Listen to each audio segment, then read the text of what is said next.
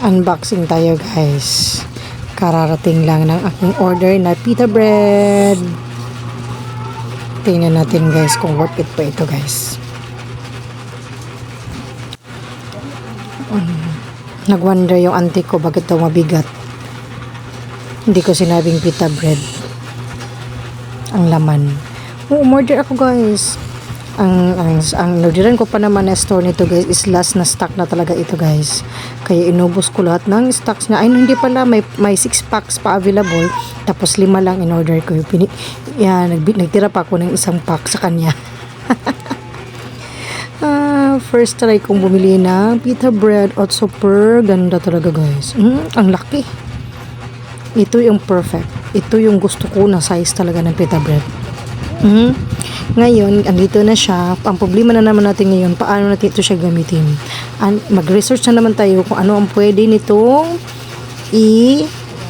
ilagay na bagay sa pita bread.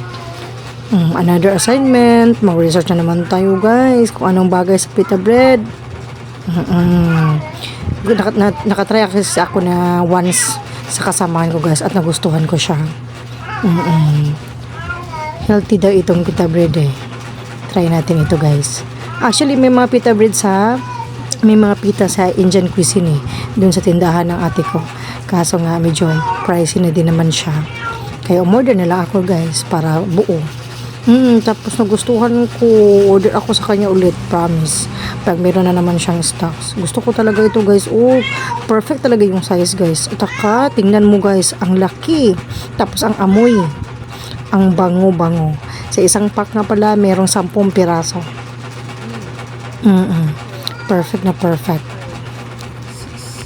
7, 8, 9, 10. Kumot. Ang bango.